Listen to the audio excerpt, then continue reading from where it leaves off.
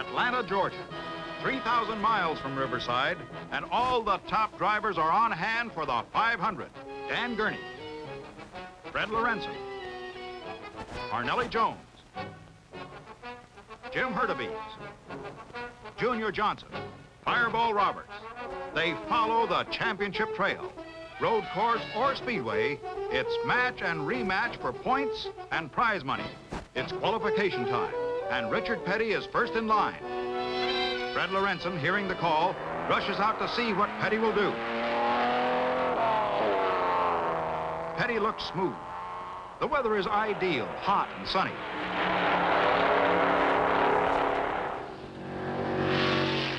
Richard qualifies at nearly 144 miles an hour. That's 3 miles an hour faster than the track record.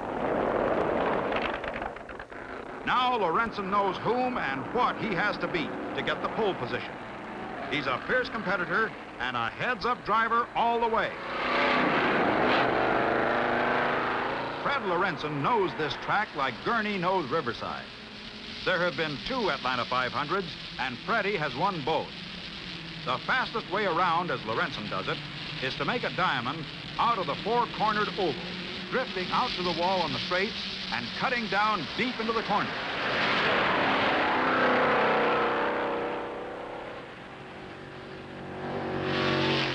Lorenzen qualifies at 146.470, more than 5 miles an hour faster than the track record. And then everyone comes out.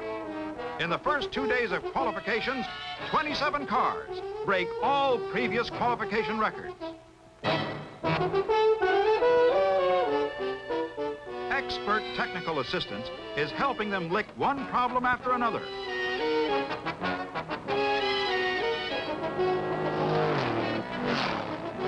Nobody tops Lorenzen's qualifying speed. But in the first 2 days, the average speed for the top 20 qualifiers is better than 144 miles an hour.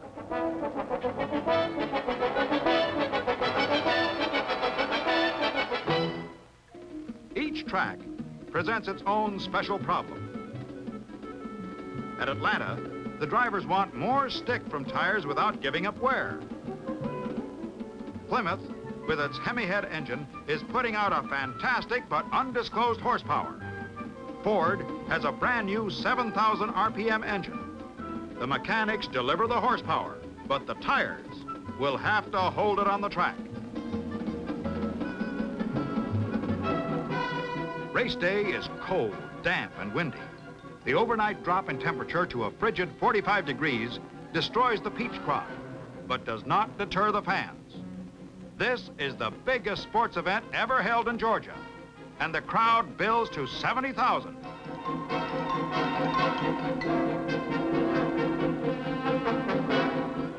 Beauty queens brave the cold, as they always do. But keeping warm is a problem for the fans and the drivers on the line.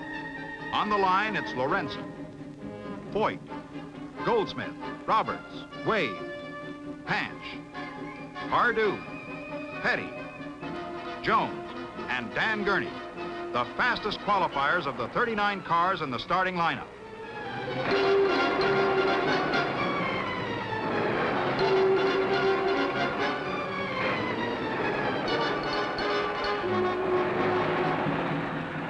The drivers agree to run 4 caution laps to warm up the cars. When a track is cold like this, the rubber dust lays on the surface like sand, and the asphalt becomes one big grinding wheel. In hot weather, the rubber melts into the abrasive asphalt, making it smoother.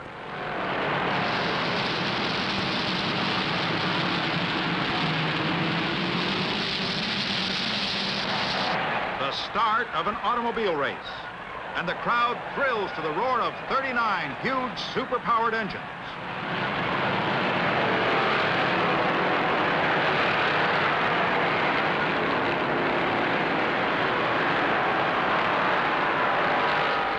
Pattern takes shape. Goldsmith and Foyt charge right at the beginning. They pass Lorenzen high and low, going into turn 3. Lorenzen drops back from first position to get the feel of the track and the competition. Foyt slips in behind Goldsmith to complete the first full speed lap. Goldsmith, the number 25 Plymouth, is setting the pace of over 146 miles an hour as the field strings out.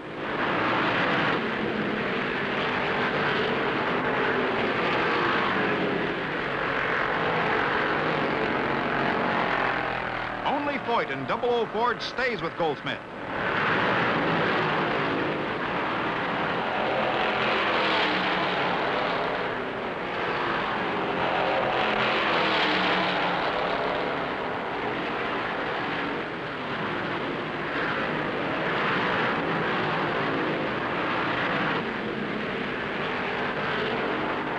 More Chargers in the pack. Derringer in number 16 Mercury blasts his way from 17th to 5th.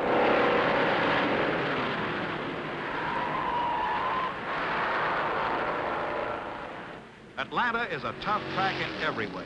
In the 36 seconds it takes to make the mile-and-a-half circuit, 24 seconds is spent on the banks. The two straightaways last only 6 seconds each. Drivers fight the corners in four-wheel drifts, trying to straighten out the big bends. Derringer's hot. He challenges Roberts for fourth.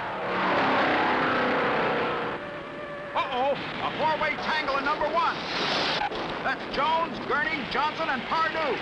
Only Johnson keeps running. The rest are out of the race.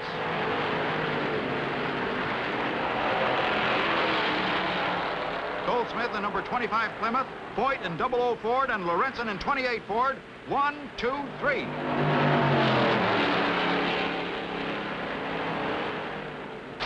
Derringer's charge is over.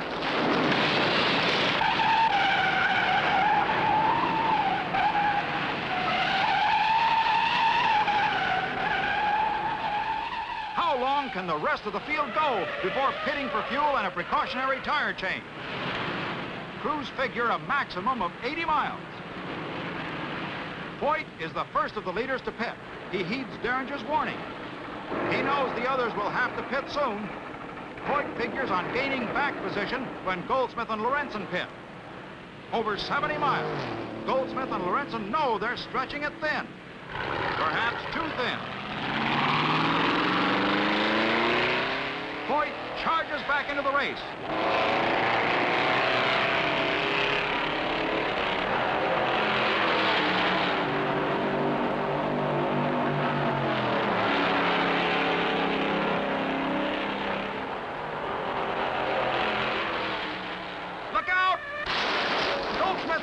In the first turn. He takes A.J. Foyt with him.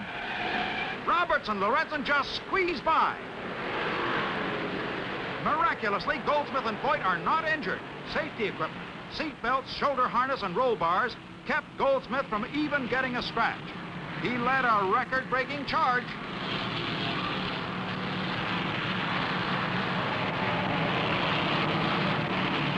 Roberts is charging just half a lap behind.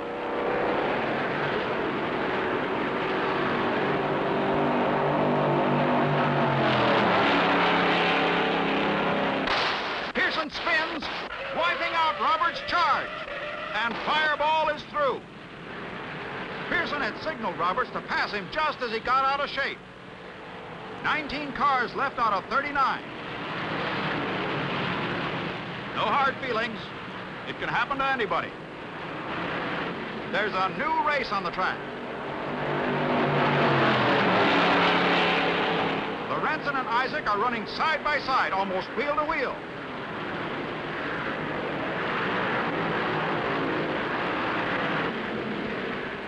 Isaac has the inside on the straights, but Lorenzen has the outside on the turns. Lorenzen has room. Isaac has the short way around.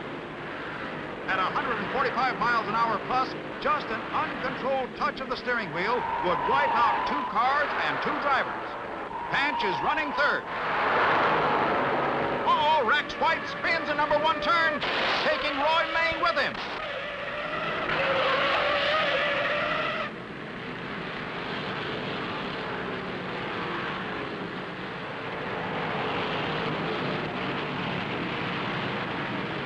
Rex hops out and hot puts it to safety.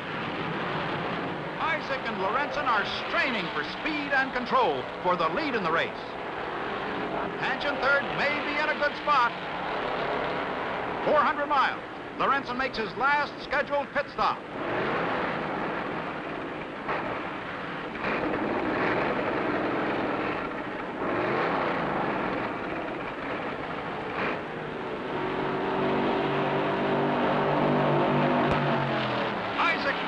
Past the stands, putting a full lap between himself and Lorenzen. Lorenzen gets out fast. He's going to try to go the last 100 miles without another stop.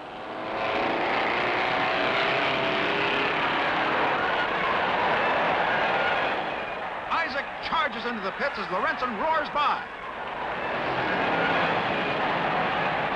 Isaac wants a fast pit stop. If he can get in and out in 30 seconds, he'll hold the lead. He makes it. More accidents.